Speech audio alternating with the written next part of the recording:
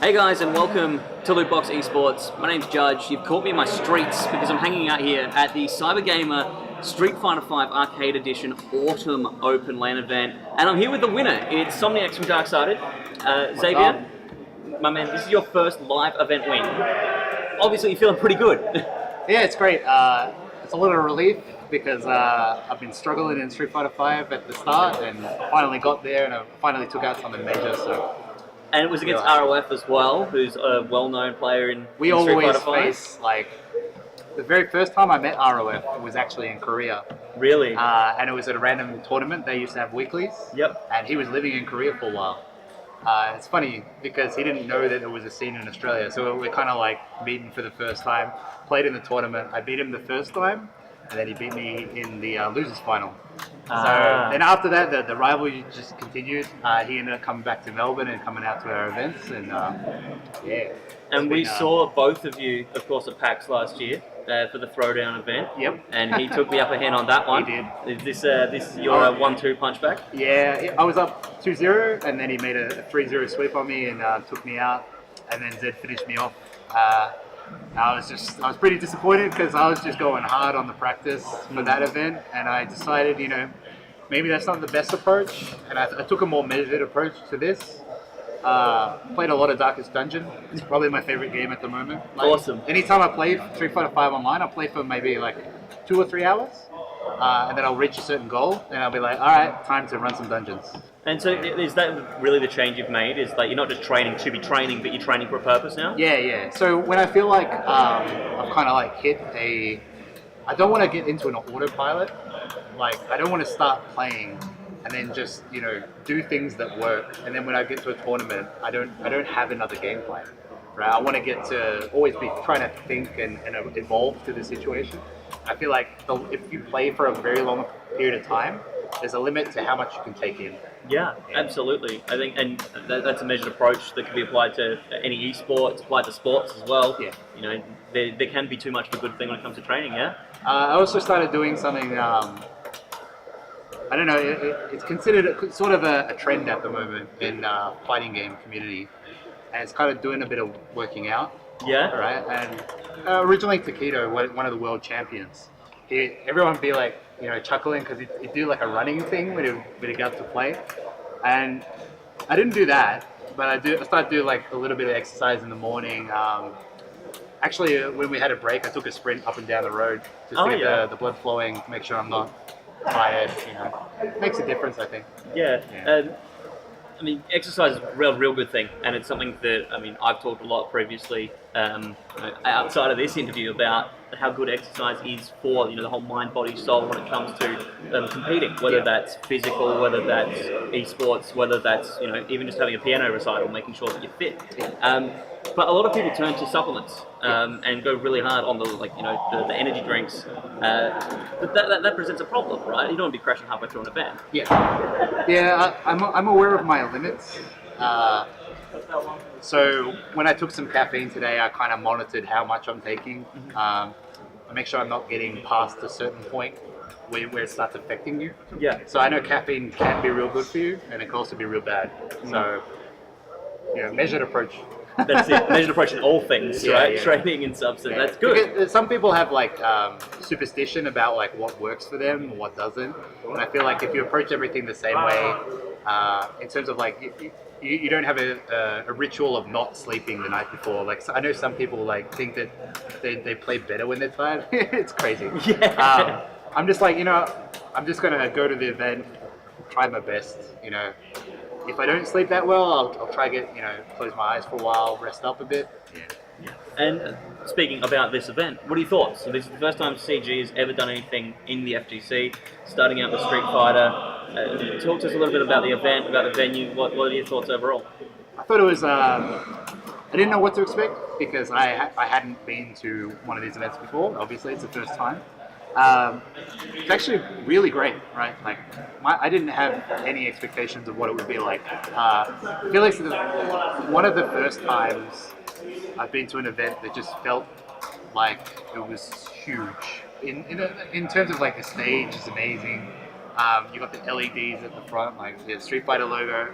I had to pose in front of that. And Yeah. yeah, it was really good. Is it a good experience as a player as well? Because I mean, like you look and like the locals, the Rambats, they're awesome, and you get a really good community feel coming out.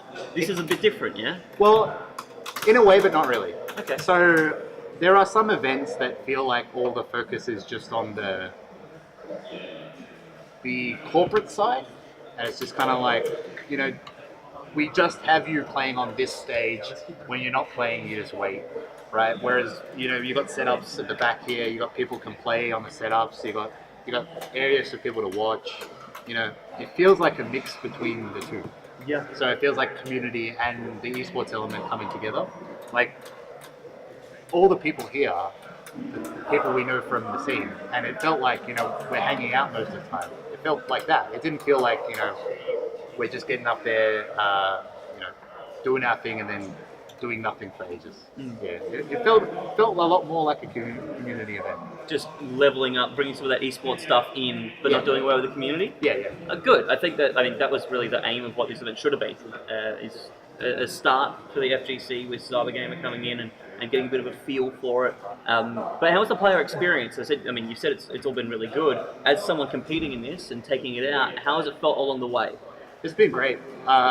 There's been no problems with interference or the hardware. Everything's been good. I mean, probably get some more costumes. Yes. But that's something we can sort out. But I have no complaints. Like, you know, you allowed me to use my headsets. The monitors were great. The chairs were great. And yeah, a lot of events you go to, you have some concerns about, you know, laggy monitors or the chairs are uncomfortable. Like sometimes you have to play, not that these are bad, yeah. but sometimes you have to play in these chairs and you just can't, you know, move and everything like that. Yeah.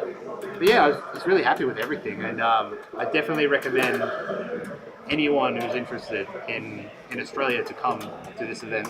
There'll be another one, right? Yeah, so planning there should be 3 this year in total. 3? Wow. They might be a bit different in how they run, obviously in feedback from each event.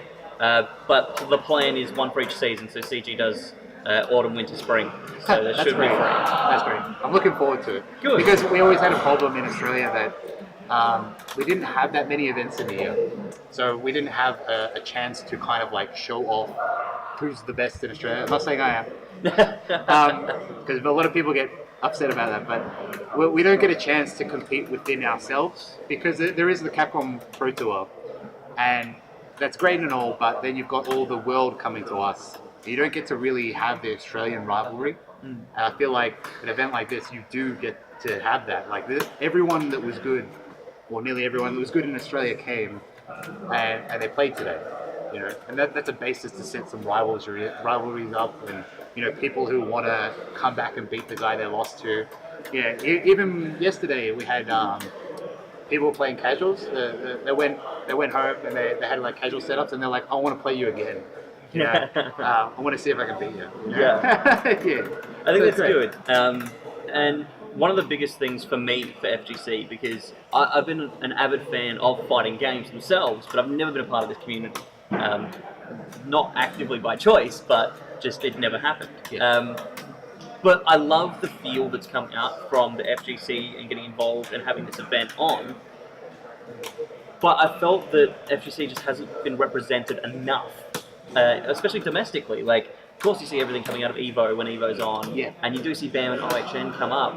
But then, other than that, it's quiet. Yeah. Is that true? Is that how you have felt about it for a long time? So yeah, I feel like in terms of media and content, there have been some people that have tried to do things, but I think some of the best times in our FGC timeline has been when there's a consistent flow of content, right? Like, I remember some events used to have like a website where they put up photos of when we'd meet up at the arcade. I remember there was like a lot of people that started coming out because they're like, oh, maybe I'll be in that photo, right? Maybe I'll have a write-up. Yeah. And for a while there, it was dead. And that's one thing that I've always said, you know, to Steve, who's Dark Side Management. I'm like, you know, the more we cover this, the better it is. Like, you'll attract players, people will be interested. One of the major reasons why I even joined an organization like Darksided is because they have reach into other games. So if I can get promoted there, people from other games get to see that Street Fighter is a thing, Yeah. right? Like all fighting games are a thing, right? But people don't think that initially. They don't think it's like an esport game, or people only think about the major ones like Dota, LoL, and all those games. Yeah. So it's great to get content out there. Absolutely. It's and talking about Darksided, you've been with the club pretty long term, especially when you consider esports long term. Being here for more than 6 months is pretty good. I was saying that about CS. Seems like they jump around a lot. Yeah. Yeah. I mean, when you consider that, sure, there's 5 players in the CS roster. Yeah. So one So jumping sometimes around. the entire roster goes. Yeah, that's it. So an entire roster could change clubs in 6 months. Yeah, exactly. What's it been being with Darksided? What's it like? That's great. I mean, I know a lot of people from the fighting game community in terms of Darksided. So Falco, ZG, we've been playing together for years. They joined first, and I kind of was hesitant at first. I'm kind of like, well, Street Fighter Season 1 was kind of crappy, and I was playing the worst character in the game. And I'm kind of like, well, I know you want me on the team, but I don't know what my future is. And then I saw like how they were supporting ZG and Falco, and I'm like, oh, maybe they're legit, right? Like, I gave them that year and see how things were going. I'm like, well, they're actually like not just in it and dropping them. Yeah. Right? They stayed with them after that year, which is irregular for a fighting game player. Like most of the time, a sponsor comes in and they'll drop you after 3 months or something, or they'll offer you like one event. They'll be like, hey, we're gonna chuck you on one event and see how you go, and then they'll just stop after that. Which doesn't make much sense either. Yeah. Like, not really getting your investment worth if you're just picking up a player for one event, right? So there's been a lot of, since I've been around for a long time in the fighting game community, like 10 years or more now. Yeah. I've seen things come and go, and I've kind of, Darksided is the best deal I've ever had. Yeah. So in terms of, I wouldn't be jumping ship unless something changes like drastically. I'm pretty great. I mean, these to shill a bit. Yeah, go for it. So growing up, I always bought Sennheiser headphones. Yeah. The e-ears. Yeah. So I'm like, when we got them as a sponsor, I'm just like, yes, maybe I'll get something, and I got these. I'm happy about it. Dream come true? Yeah. Is it- Well, that's one of the greatest things. Like, if you're gonna support a product, you want to at least think the product's of high quality, and then you'll be happy to support it. And like, I can say that of the sponsors we have, that yeah, they are. So I'm happy where I am. Yeah, No changes on the horizon? Nope. Good. I think they'll be happy to hear that. Yeah. You did mention you have been part of the FGC by and large for a long time. What's your advice to people that want to get involved? Because FGC or esports in general can be pretty daunting for an amateur player to come in. Yeah. In my opinion, FGC is probably the most accessible. Yeah. So one of the main reasons why I played fighting games in the first place is it's like you get what you put in, right? And it's 1v1. So there's no blaming your team if you lose. If you lost, it's your fault, right? And that kind of breeds a really constructive behavior. For a lot of people, some people know. But so, for example, if it's up to you to figure out how you win, you can put in the effort, you can study it yourself, right? But because the fighting game community has been around for such a long time, you got people like myself or any of these people that have been around for a long time. They understand how it all works, right? So they understand what you need to learn, how you need to learn it, what frame data is. They can introduce you to every concept. Yeah. Right. And from there, it's just up to yourself, right? Like once you have the information, it's up to you what you want to do with it. For example, if I've got a family day that I got to go to, but Street Fighter, I plan to practice Street Fighter, I'll just be like, well, I won't do it that day. I'll do it another day. But in a lot of other team games, you kind of have to be available to play. That's the attraction to Street Fighter, other fighting games to me. But yeah, if you were looking for resources, the Team WP Discord and Team WP in general, they're like a grassroots community. Like Rumors of Ghost and CO, they're part of the team. They hold like fledgling tournaments for new players.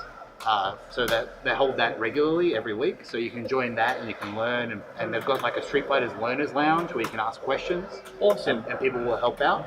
So like they're actively, and they produce content as well where they have people on and they say, you know, let's learn this character. I did one for Bison, for example. And it's targeted at like newer players to learn how to play, or people who are like mid-level trying to get to that next level. That's awesome. So there's a lot of resources, and if you want to get into Street Fighter, we can hook you up. So just hit us up on Twitter or anywhere, Discord. Generally, Twitter is like a massive FGC thing lately. So if you want to get in the FGC, get Twitter. But if you want to get into esports, get Twitter. It lives and breathes on there. Yeah. Well, thank you very much to Somniacs for being here and taking the time out of his busy time, celebrating his win to have a chat to me. Make sure you stay tuned to Lootbox Esports for more content, and we will see you around.